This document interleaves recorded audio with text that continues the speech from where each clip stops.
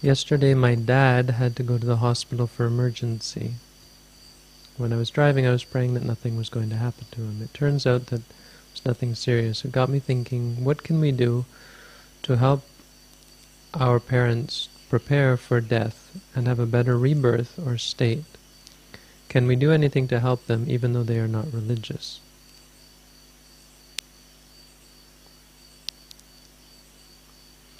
Well, it comes back to, can you help anyone at all, really?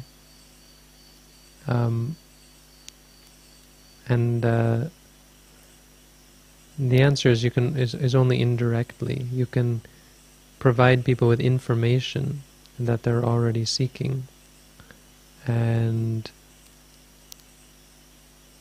you can prompt them when they already have good intentions. But it's like the old adage, you can lead a horse to water, but you can't make it drink. So, I mean, there's no need for your father to be religious. Not in the sense of believing in anything.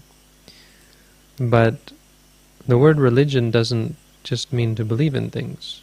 Religious, the word religious means to take something seriously. Right? We use it in secular life as well. He was dieting religiously, or he kept to his diet religiously, or so on. People who do things religiously means they take it seriously. So the point being that they need to have some realization or some knowledge of the severity of the situation that they're in, which is being unprepared for death. If people don't realize the importance for preparing for death, then it's quite a dangerous situation. The point is to first understand the importance of it, and then of course take the steps necessary to prepare for it. If the question was, how do I prepare for death, then there's a lot of tips that I can give, and of course the best one is to practice lots of meditation. You can learn about, you can think about death and spend some time considering the fact that you're going to have to die and preparing yourself for it mentally. There's a story of the Bodhisattva in the time of the Buddha, Bodhisattva in the time well before the Buddha, in one of the Jataka tales. It's the Uraga Jataka, I think. You know the Uraga Jataka? Uraga Jataka. It's a story of, I think it's the Uraga Jataka, I may be wrong. Anyway, it's about the snake bites his son, and the son dies immediately. But the Bodhisattva has been teaching his family about death and reminding them. And so he always made sure that every day they thought about it, they were aware of it, and they understood that they weren't going to live. So he was practicing mindfulness of death. It seems kind of morbid, I suppose, and it shouldn't be understood to have encompassed his life so that they were always standing around in fear of death. The point was to not be afraid of it, to understand, or to bring ourselves out of this conventional reality of being a human being and realizing this state of being a human being is not going to last. Whether there's something after or before it or not, it's only a very small part of reality, a small part of the universe, a small part of the infinity of time. And so thinking about death it's a part of bringing yourself out of this. And so he did this, and when his son died, he looked over and saw his son was dead. And he called some guy was walking past the road, and so he called him and said, "Can you go tell my wife to just bring one lunch today?" And he said, "And tell her to bring our daughter-in-law as well." And the servant, the maid or whatever, "And come dressed in your best clothes." This is what he said. "Please tell my wife this." So the guy goes to their house and tells his wife. And she knows, oh, my son is dead. She knows right away what the deal is. My son must have died. She puts on her best clothes, gets the whole family together, and takes them out with one lunch. So he sits down, eats his lunch, and then he says, "Look, our son died. We got to have a funeral." And so they prepare the funeral for him. And suddenly, up in heaven, Saka, the king of the angels, his throne gets hot. And you'll hear this a lot in the Jatakas and the Dhammapada. No, I think mostly the Jatakas. When Saka's throne gets hot, it means someone's threatening to dethrone him. It means someone's got some great power of mind that might threaten him, and it means that he might be dethroned. So he says, "Who is it that's?" He always looks down and says, "Who is it that's going to dethrone me? Who is it that's threatening me with this?" But he's a good guy, and that's how he got to become Saka. But he always wants to test these people, and so he goes down, and he puts himself in the form of a Brahmin, just a guy really, a high class fellow, and he walks up to them and he sees them burning this.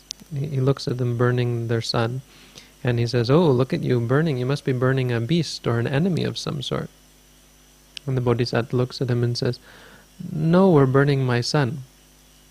And he looks at him and he says, "What do you mean? How could this be your son? You're not crying, you're not upset, you're not grieving at all." He said, "Must have been a pretty poor son." And the Bodhisattva says, "Well," and he gives this very famous verse that in Buddhist circles, maybe actually not so famous, a very profound verse anyway, whether it's famous or not, that goes something like, just as you can't like, don't cry over, basically don't cry over spilt milk. He says our tears won't bring back something that is broken, and something like our cries won't bring the moon down from up above. And the verse after verse, he asks the man's wife, he asks the daughter, he says, This was your husband? He must have beaten you that you're not crying or you're not upset." And he said, women are tenders. He says something like that, and women cry, and she says, "Not me. I loved him, and he was a great man, and I was faithful, and he was faithful to me. But he's gone now." Oh, and the verses go something like, "He fares the way he has to tread." And so they didn't grieve at all. It's a fairly famous story. Not exactly what you're asking, but it does give you some idea as to how people prepare themselves. What I always say, the whole idea of helping other people, of course, is just to point out how troublesome it is. But the best way to help people is to help yourself, to make yourself an example. And not only to make yourself an example, but to create the power of mind necessary to feed them good vibes. You'll find, even just by sitting in meditation, or after you do insight meditation, spend some time sending love to them, sending your good thoughts, wishing them to be happy, wishing them to find peace. And you'll find it's incredible how they respond to that, just that power of mind, how it changes them, and it changes their attitude towards you. It's interesting to find that the next time you talk to that person, they're just like ecstatic to hear from you, and so happy to hear from you, and so kind, and just well-intentioned towards you. So the power of our minds and the power of our intentions, it's kind of like how theists will use prayer. They set their mind on something, and sometimes the power can carry through, or the point is, it gives them sets their mind in the right way. And then when they approach other people or so on, they will be kind and generous, and so good things will happen to them in return. Beyond that, I mean, you can see what you can do. I mean, as I said, if he's not religious, and if that means that he's not concerned about death, or he's not taking the time to prepare himself, then it might be quite difficult. But you can give the prompt You can prompt people if they have the goodness in them, or if they have what it takes in them to realize the importance of such a thing. I mean, I'm obviously avoiding saying teach him meditation, because it sounds like probably he's still far from that. But you take baby steps, and you're not living his life, so obviously you can't enlighten him. No one can.